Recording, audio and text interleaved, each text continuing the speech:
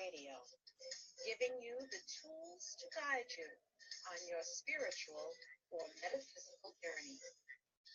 I'm your host, Dr. Candace Nadine Green.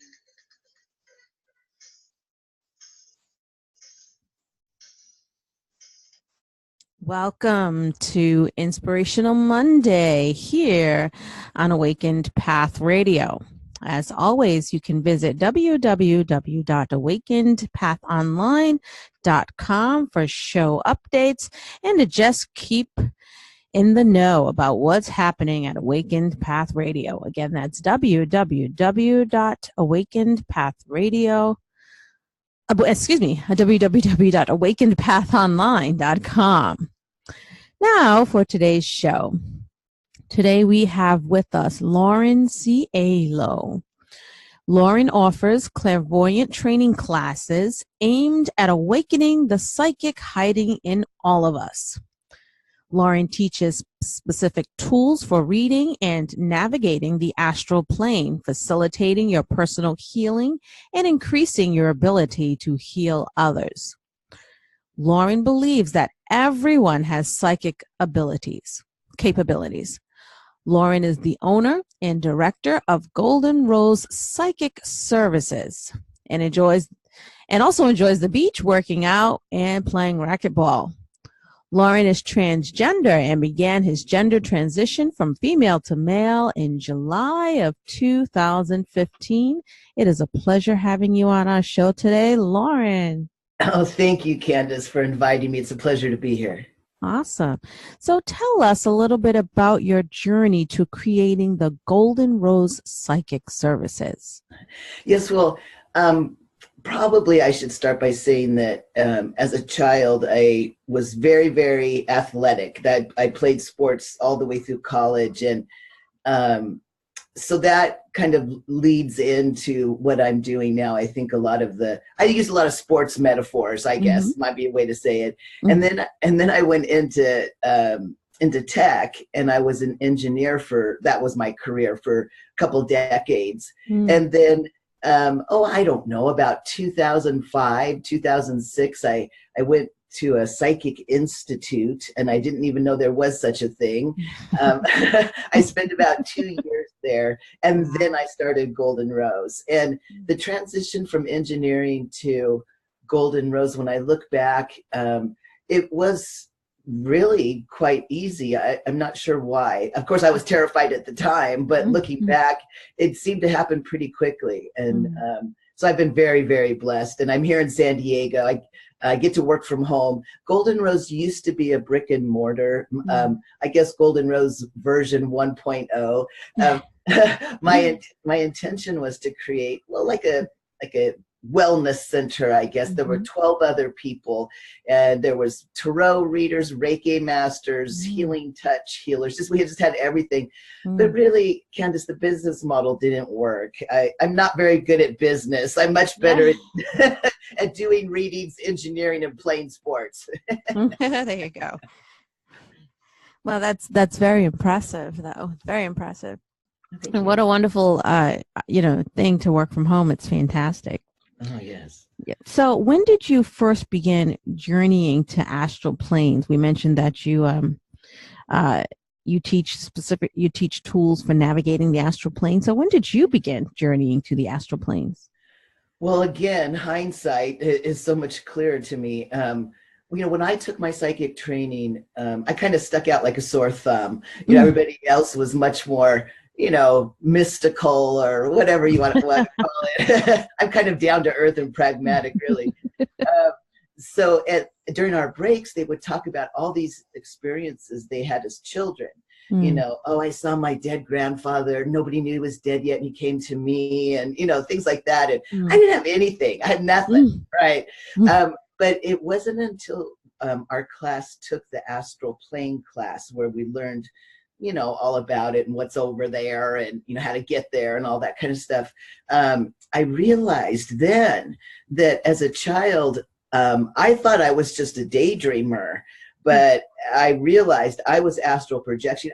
Candace, I had a whole world I went to. Wow. I don't know if anybody, I don't know anybody else's childhood experience, but looking back, I think I was absolutely astral projecting. So, and the way that it really boils down into my my work today is I really read two worlds. I read the astral plane, the contracts and the karma and all that kind of stuff. And then I also read over here on the earth plane. So every reading, I'm over there on the astral, getting information and trying to coax our higher selves into changes to those darn contracts. So I guess when I think about it, I guess it's just an astral projector. And I've been very seriously considering writing a curriculum to, the way I teach clairvoyance, only to teach astral projection. I keep saying that, so I think it's probably brewing inside me. Oh, yes. It's brewing. It's brewing. And it would be an awesome course. Yeah. Now, something happened to you when you were 12. What was that? I was surprised when you asked this question. Well, as you mentioned, I was, raised female. I'm a female bodied, and I didn't transition till, very much later in life. And so I was raised Christian. I was raised in the church, and I'm very well versed. I have a lot of memory verses stuck in me. Thy word I've hid in my heart, that I may not sin against thee. I could go on and on. But as I was going through puberty, I had a dream, and it was so vivid. And I saw this bright, beautiful image figure, and I knew right away it was Jesus. I knew it. And so I got down. I didn't know what to do, so I got down on my knees. And by the way, the church I was raised in, we did not get on our knees. That wasn't So I got on my knees and I put my head down, and he tapped me on the shoulder, and he said, sister, stand up. He said, don't worship me. That we're siblings, we're peers, really. And of course, I couldn't tell anybody. My mother would have shot me if I would have claimed to be the peer of Jesus Christ. But I'll tell you, Candace, for the next couple weeks, I felt like I was floating on the earth. I felt, connected, and again, I never told a soul any of that until, much later. But actually, Jesus is one of the 15 guides that I surround myself with here on the earth plane. So I love him very much. Yeah. Now, you have had other unusual happenings in your life, and you tried to ignore them. Why?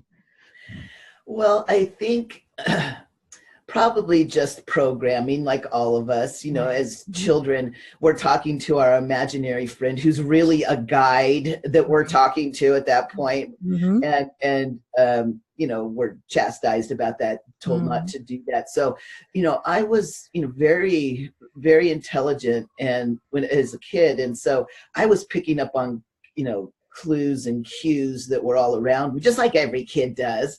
Right. And so I realized not to, things you could say and things you couldn't say. And really for me personally, I didn't feel that it was unusual. Of course, my life has been completely unusual compared to a normal quote unquote person. But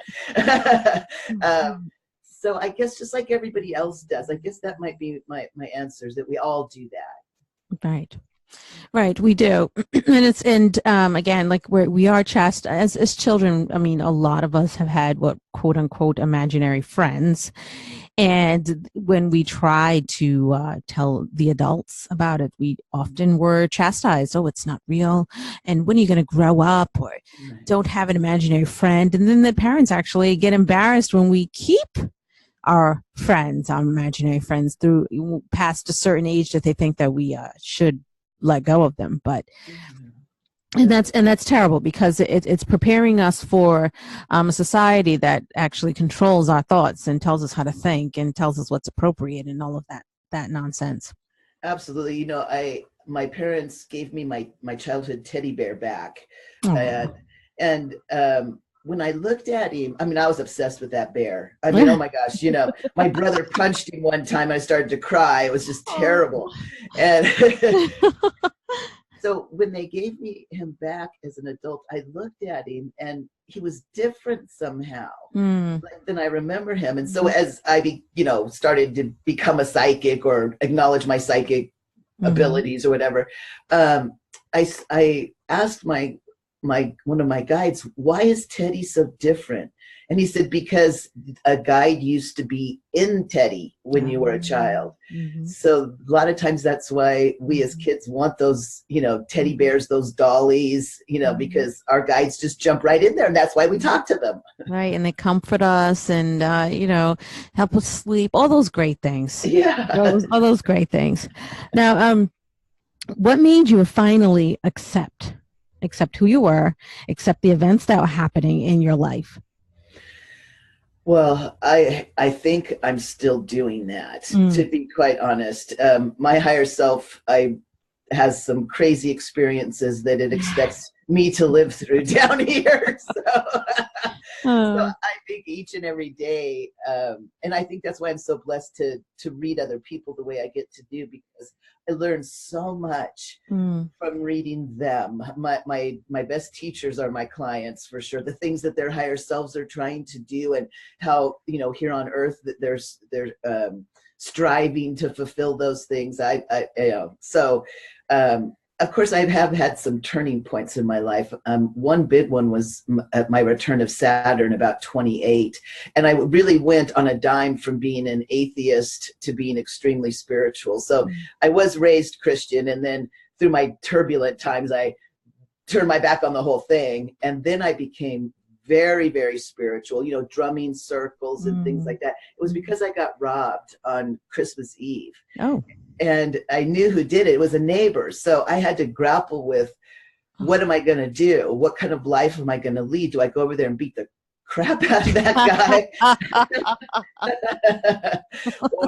or do I choose another way? And it was a come to Jesus moment for me. And I remember crying, and I thought, I was saying in my head, how can he not know? The burglar, how can he not know how much this hurt me?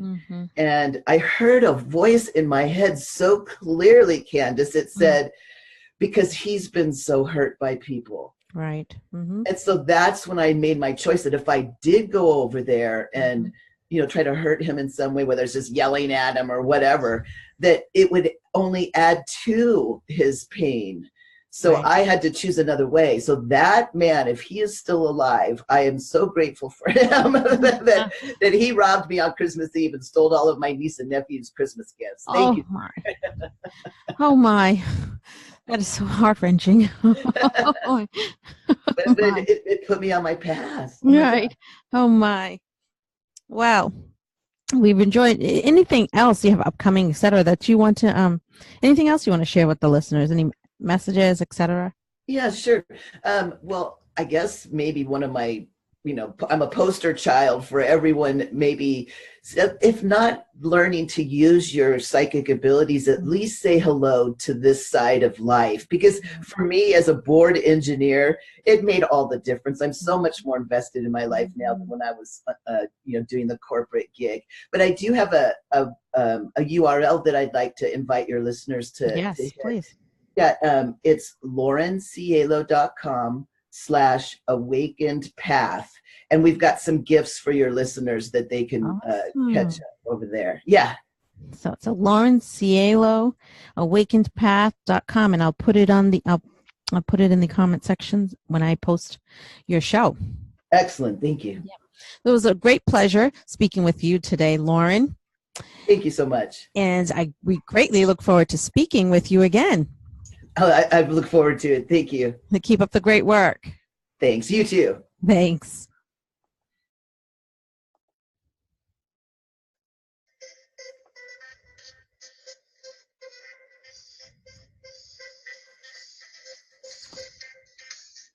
Thank you for joining us on Awakened Path Radio. Please check us out at www.awakenedpathonline.com. I'm your host, Dr. Candace Nadine Green, and you are listening to Awakened Path Radio, giving you tools to guide you on your spiritual or metaphysical journey. Namaste and blessed be.